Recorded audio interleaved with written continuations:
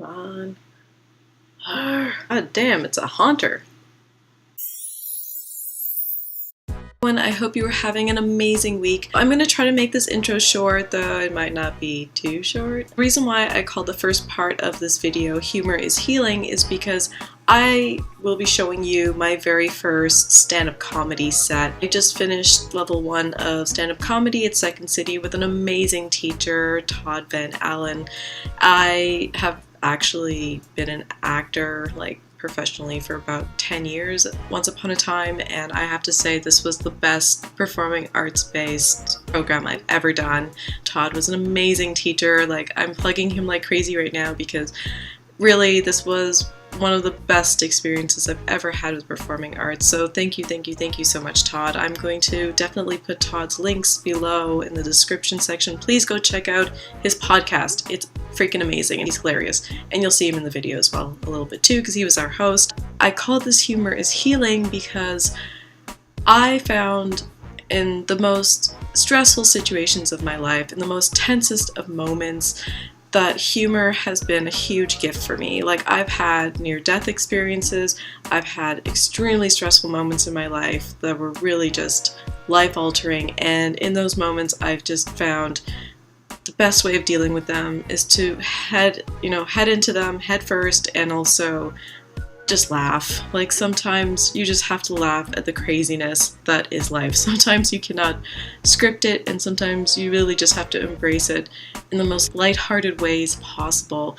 So this is why I always say, in life, in the most stressful moments, to remember to keep your sense of humor in the most strangest and weirdest of times. Even when you think of seeing the most depressing of movies, there's always some sort of comedic humor, some sort of stop off at comedy, because life is like that. Even in our most intimate moments, even, on the most tensest of dates, or even during sex, there are so many points in our lives where we can just bring in humor and enjoy ourselves. And I honestly feel like humor has so many potential ways of just turning things around so quickly in our roughest of moments. Also, what kind of coach would I be if I tell all of you to go out and challenge yourself and scare the crap out of yourself if I did not do the same thing that I'm telling you to do? I talk about this in my video, the Techie Tantric and the Neglected Bucket List.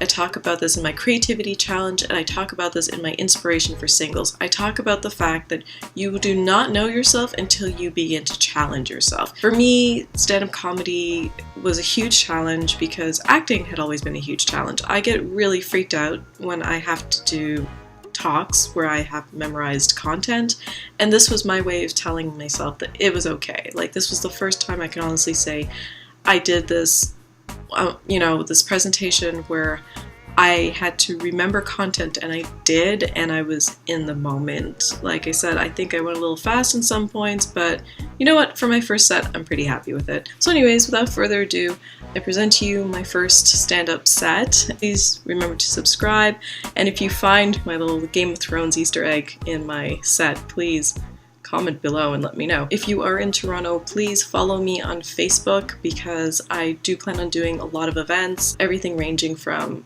things to do with my coaching practice, like tantric workshops, dating events, and you never know what else you'll find me doing, like stand-up comedy. And I'm totally gonna go find myself some Pokémon. I think I need to go catch them all. Come on. Come on. CP315. Oh, dirt. Yeah. Okay. The Pocket of Axe, ladies and gentlemen, brings the next one to the stage. Davika Singh. Woo! Is over there. Is a tantric sex and singles relationship coach. Steady.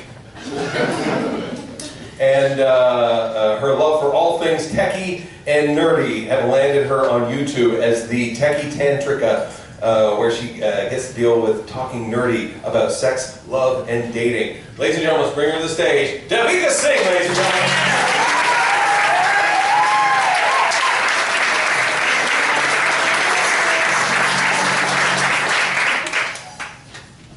Hi everyone, hope everyone's doing well tonight. Now, I might be a unicorn short, but I just have to really get this off my chest. I am not Lily Singh, so please stop asking me why I was. Like, I get it. We're both from Scarborough. You know, we're both Libras. We're both wild YouTube sensations. Channel name the Techie Tantric. Hashtag is love me. And I guess, yeah, we're both brown people. But, you know, maybe that's what I get for thinking every white guy I meet is Seth Green. So I guess, you know. As Todd said, my name is Davika, and I'm a tantric sex and singles relationship coach. And no, I did not just make this shit up. Like, look at me, okay? This famped up Deepak Chopra getup did not happen overnight, okay? Like, I look like I raided the cast of Aladdin and a Hyde Park Mommy and Me yoga meetup, alright? I look like I scavenged the remnants of a Burning Man orgy, okay? That is, of course, if brown people went to Burning Man. I mean, for all of you who aren't laughing and don't know what Burning Man is, picture hipsters tripping on artisanal, handcrafted acid in the desert, and there's like some art up in there. But let's think about this, guys. Okay, so brown people, okay, after centuries of the heat and the desert and the drought, paying to do that again. How about this? How about I pay one of y'all $5 grand, okay? And you can waterboard me, okay? And maybe one of you have a 5-year-old niece or something that can dance around my tortured body and draw on me with permanent markers while singing Kumbaya. There you go, Burning Man. Right? It's great. You know, but I always feel like I can introduce myself as anything, and people will believe me just as much. Like I could just walk up to somebody and be like, "Hi, I'm Davika, and I'm a professional paint chip wrangler," or "Hi, I'm Davika, and I'm a professional ranch dressing queeper." Because honestly, people get really stuck on the word sex when I introduce myself. Like I always get one of two oohs when I introduce myself. I always get this first ooh that's like a oh.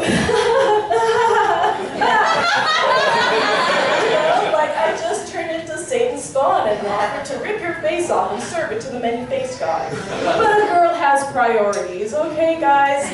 And so do you, apparently, if you're one of these people. Because suddenly you remember that you left the stove on at home, or you left the fridge, or the children on the stove, and you gotta get out as fast as you can, okay? Or, and this is rather interesting, you give me that. Ooh. As if nothing I said mattered, and I suddenly turned into Jenna freaking Jameson, who offered to sit on your face. I can't wait here, guys. It gets weirder. People always ask me, well, how does your work work? Which really translates to, do you watch people have sex? Which really translates to, will you watch me have sex? And to which I reply, okay, seriously, guys, you would not ask a baker if they watch people eat bread, and you wouldn't ask your accountant if they watch people buy Q-tips, and you wouldn't ask a condom company if they sit there and watch me apply condoms perfectly with my teeth. So no, don't be creepy, guys. Stop asking me. Weird. But I get it, okay? I get it. I get that this isn't something you wake up to one morning and think to yourself, it's a nice day outside, and I think I want to be a tantric sex and singles relationship coach for the rest of my life. Or, your parents aspire to when they say to you, reach for the stars, you can be anything, which is honestly brown parent talk for reach for the stars. In this book, you're now a future astronaut. Or that your guidance counselor gets really excited about one day and is all of a sudden you know what, little Davika, because I was a short teenager, I'm really great at teaching people how to fuck one day. Or, maybe an astronaut. No, it doesn't go that way. But, unless of course you're my guidance counselor, parents would tell him you could not talk to kids that way, but he would not listen. Even up to now, I still get postcards from him telling me, go for the gold, believe in yourself. And I reply back with, you're in freaking prison, okay?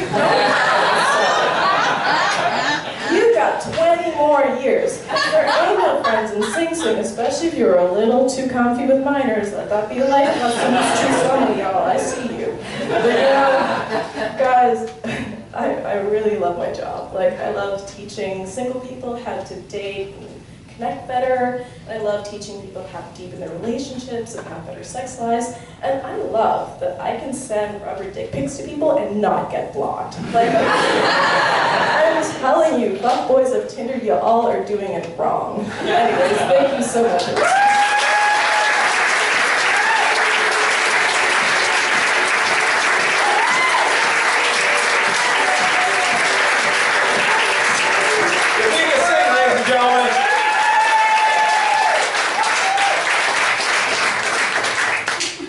My two favorite things about that was standing back there as soon as she got into the sex counselor stuff, watching this side of the room go, what?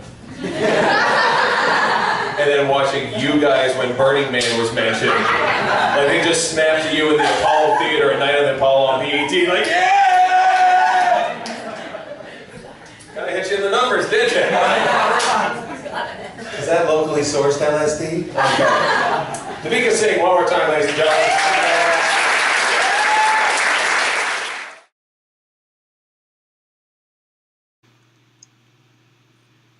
Oh, drowsies everywhere.